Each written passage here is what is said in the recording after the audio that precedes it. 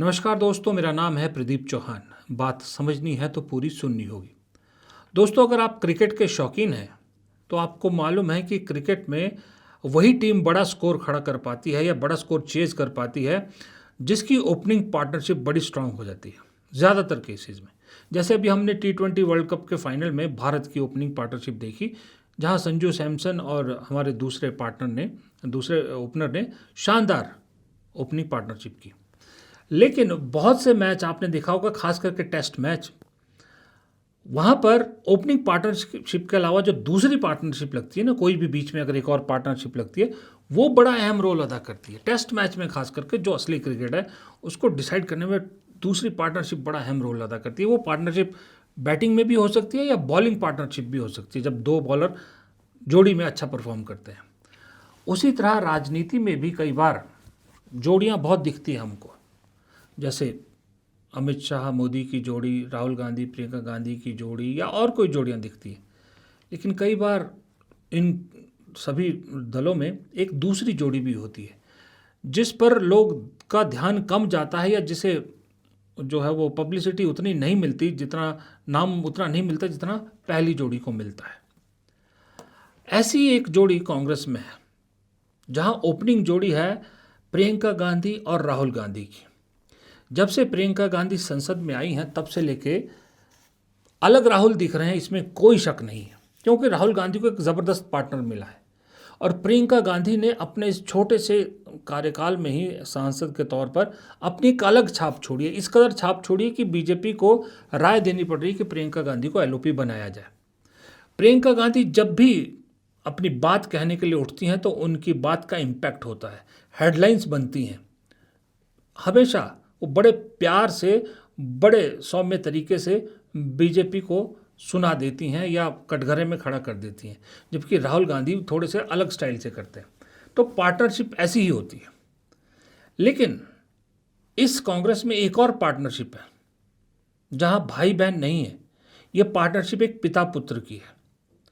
मुझे ऐसा लगता है, जब मैं देखता हूं कि राहुल गांधी प्रियंका गांधी के बाद अगर कोई, सरकार नहीं कह रहा, मोदी शाह को निशाना बनाते हैं, मोदी शाह की जोड़ी को, तो ये दोनों पिता पुत्र की जोड़ी है।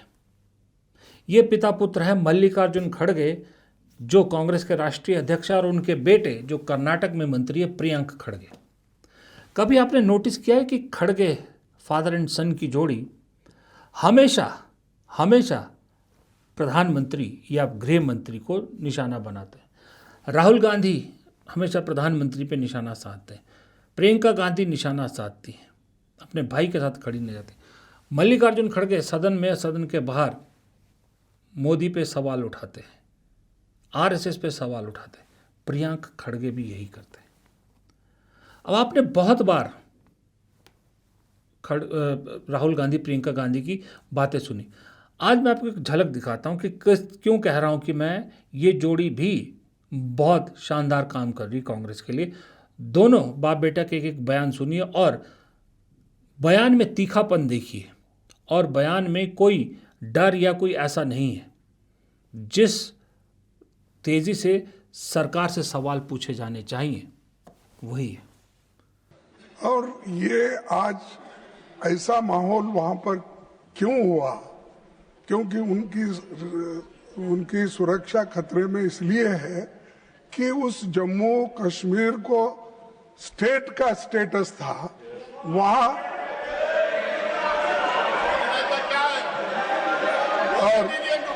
और वहां पर जो सिक्योरिटी है और पुलिस है।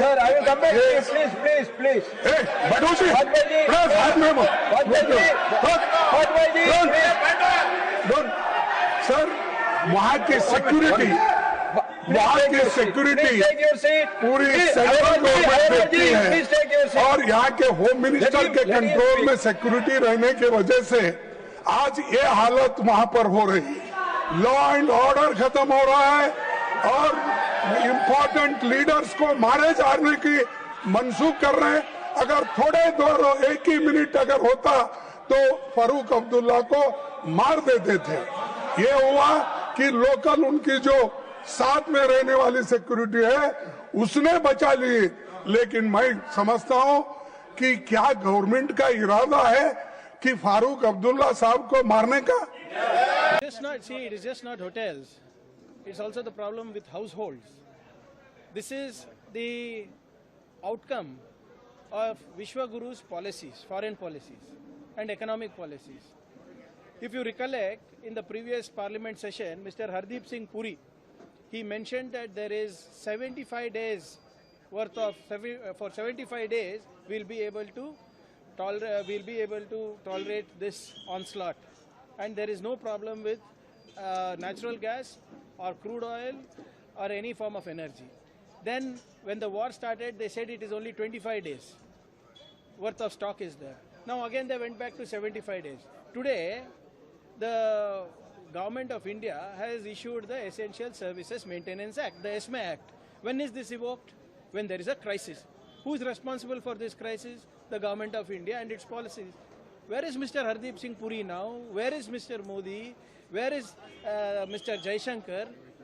Have we elected these people only to make reels and for Mann Ki Baat? Why are they not answering properly in Parliament? Why aren't they sending a clear message to the people of India?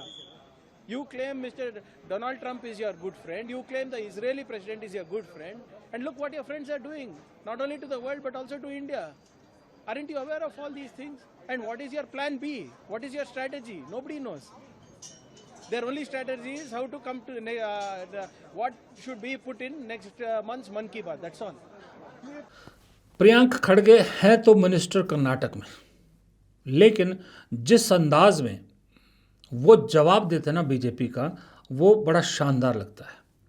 मुझे तो कभी कभी ऐसा लगता है कि प्रियंक खड़गे मेरे ख्याल से कर्नाटक की बजाय दिल्ली की तैयारी कर रहे हैं।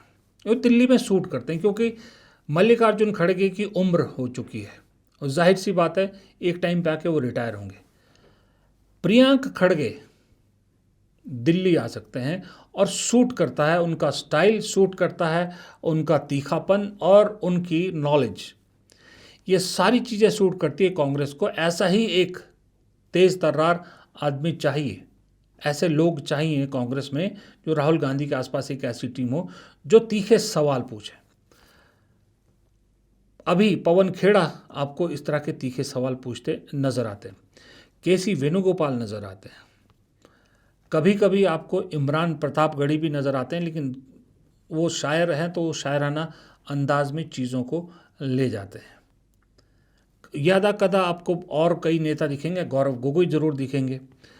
ऐसे ही में कैटेगरी में आते हैं प्रियंक खड़गे, क्योंकि कांग्रेस के पास अच्छे वक्ताओं की सदन में कमी है, ये बात तो तय है। राज्यसभा के चुनाव में इस बार कहा गया था कि राज्यसभा जो भेजे जाएंगे उनमें ये क्वालिटी ज़रूर देखी जाएगी कि वो अच्छे वक्ता हों, सवाल सरकार पे अच्छे पूछ सके, प्रहार तीखा कर सके राज्यसभा में। लेकिन अभी जो चुने गए हैं, मुझे नहीं मालूम वो कितने तीखे सवाल पूछते हैं या क्या है, क्योंकि अननोन चेहरे ज़्यादातर आए हैं। जो 2-3 चेहरे आए हैं उनको कभी ना देखा कहीं सुन बोलते हुए ना कुछ, लेकिन नेताओं की कमी है इस तरह के। मुझे ऐसा लगता है कि अगला लोकसभा चुनाव प्रियंक खड़गे को कांग्रेस लड़ाएगी और प्रियंक खड़गे की दिल्ली में ज़रूरत है। और ये भी आप मान के चलिए, अगर प्रियंक खड़गे लोकसभा चुनाव लड़ते हैं और जीतते हैं और दिल्ली में कहीं कांग्रेस की सरकार या कांग्रेस का कोई सरकार में कोई हिस्सेदारी बनती है, तो प्रियंक खड़गे मंत्री भी बन सकते हैं, क्योंकि प्रियंक खड़गे सवालों से भागते नहीं हैं, सवालों के जवाब देते हैं। और उनके पिता मल्लिकार्जुन खड़गे जब से कांग्रेस के राष्ट्रीय अध्यक्ष बने हैं, आपको मालूम है कि उनके प्रहारों की जो तीखापन है उससे बहुत बार सरकार हिली है। अब मल्लिकार्जुन खड़गे इतने एक्सपीरियंस्ड है और दलित चेहरा है, तो बीजेपी उन पर सीधा प्रहार भी नहीं कर पाती कई बार। मल्लिकार्जुन खड़गे की क्वालिटीज़, वही क्वालिटीज़ प्रियंका खड़गे में दिखती है। इसलिए मुझे लगता है कि राहुल गांधी प्रियंका गांधी की जोड़ी के बाद कांग्रेस के पास ये जोड़ी बड़ी शानदार है। इस जोड़ी का इस्तेमाल अभी कांग्रेस अच्छा कर रही है, लेकिन साथ ही ये भी मेरा मानना है कि प्रियंका खड़गे को कांग्रेस को दिल्ली ले आना चाहिए अगले चुनाव में, 2029 के लोकसभा चुनाव में। उससे पहले हालांकि कर्नाटक के विधानसभा चुनाव भी हैं, वो अलग बात है, लेकिन मुझे दिल्ली में उनकी ज़रूरत पड़ती, क्योंकि मुझे फिर वही कहूँगा कि कांग्रेस के पास अच्छे वक्ताओं की ज़रूरत है। वीडियो छोटा रख रहा हूँ मैं, क्योंकि जाते जाते आपको मैं कुछ ऐसे वक्ताओं के बयान सदन के अंदर के सुनाना चाह रहा हूँ जो मुझे लगता है कि कांग्रेस में जिस चीज़ की कमी है, अगर ऐसे कुछ वक्ता कांग्रेस के पास आ जाएं तो आप देखोगे कि सदन के दोनों सदनों में कांग्रेस एक अलग ही रूप में नजर आएगी। लेकिन इन वक्ताओं की कमी है। लेकिन ये वक्ता हैं सारे विपक्ष के और सरकार पर तीखा प्रहार करते हैं, सरकार से तीखे सवाल पूछते हैं। लेकिन मुझे ऐसा लगता है कि हम महुआ मोइत्रा की बात कर लेते हैं, हम और बात कर लेते हैं।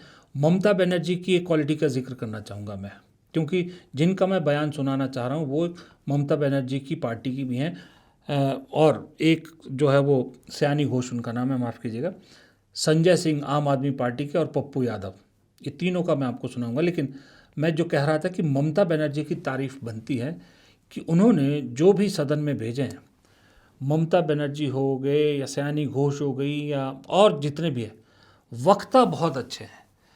तृणमूल कांग्रेस के पास वक्ता बहुत अच्छे हैं। सदन में जब बोलते हैं तो सही में इम्पैक्ट छोड़ते हैं। वक्ता बहुत अच्छे, बस इसी तरह की वक्ताओं की क्वालिटी के लोग कांग्रेस को चाहिए। अगर मिल जाए तो कांग्रेस का बहुत बेड़ा पार हो जाएगा। मेरे यहाँ भुज्जा खाते थे आप, आपको पता नहीं है। मेरे घर पर आकर के भुज्जा खाते थे आप। पप्पू जी लॉ मिनिस्टर थे पप्पू जी नहीं, वही तो मैंने गिरिराज जी, कहा। मानी मेरे गिरिराज। घर पर आप आकर के मानी भुज्जा गिरिराज जी, आप खाते बैठ थे। जाइए। चुप रही। मानी गिरिराज जी आप बैठ आए जाइए। कब? गिरिराज जी बैठ जाइए। आप माननीय आए गिरिराज जी कब? बैठिए। आप आए कब? पप्पू यादव जी जब मैं 5 बार एमपी हो गया तब तो आप फायदा लिए। पप्पू यादव जी आप देखिए, मैं एक बात आपको मार्शल जी कहूंगा, आप गाइड करते हैं। हमारे आर्टिकल कोई गाइड 19 क्या है? कोई गाइड नहीं कर। आर्टिकल 19 क्या है? ये क्या आप बात है? लोकसभा के सांसद को आप गाइड करिएगा। कोई गाइड कर रहा है? सर ये गाइड करेंगे? कौन गाइड कर रहा है? गलत बात है। एसपी जी महोदय, 7 बार संसदीय जीवन में होने के बाद हमारे अनुराग जी कह रहे थे, एक बार इन लोगों को बोलिए पार्टी से अलग इंडिपेंडेंट चुनाव लड़े। आप कहे इन्होंने चैलेंज करता हूं, और इन्होंने कहा मेरे बेटे के बारे में, मेरा बेटा आईपीएल खेल रहा है, इससे मतलब इनको नहीं। मैं बता दूं, अब ये किसी के ये कृपा कोई में नहीं, बात नहीं हुई उन्होंने है चर्चा सदन किया में। इस और प्रस्ताव उन्होंने दूसरी चर्चा किया। इनके प्रेमचंद पूरा देश देख रहा है। मान्यवर भगौड़ा इस समय कौन है पूरा देश जान रहा है। भगौड़ों के बारे में मत कहिए। देश का प्रधानमंत्री गैस के संकट के इस समय में किस गुफा में छुपा हुआ है, पहले उसको निकाल के लाइए। पहले उसको निकाल के लाइए। प्रधानमंत्री किस गुफा में छुपे हुए हैं? प्रधानमंत्री के बारे में आप हमारे ऊपर टिप्पणी कर रहे हैं। का प्रयोग नहीं करेंगे। आप हमारे ऊपर टिप्पणी कर रहे हैं। ये आप हमारे ऊपर टिप्पणी कर रहे हैं। पूरा देश गैस की लाइनों में खड़ा है। यहाँ पर शामिल नहीं किया प्रधानमंत्री जाएगा। गुफा में छिपे हुए हैं। सही कहते हैं सर कि देश देख रहा है।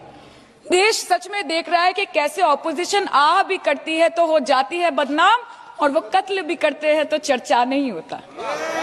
और हम मानते हैं कि एलओपी का सलाहकार कोई नहीं है सर, परंतु प्रधानमंत्री जी का सलाहकार बनके उनको सदन में आने से रोक दिया ये कहकर कि महिला सांसदों से उनको खतरा है। सर आपने तो हमको देशवासियों के सामने आतंकवादी बना दिया, और जबकि असली आतंकवादी इस देश में साइकिल चला के घुस जाते हैं और पैदल वापस चले जाते हैं, आप उनको रोक नहीं पाते।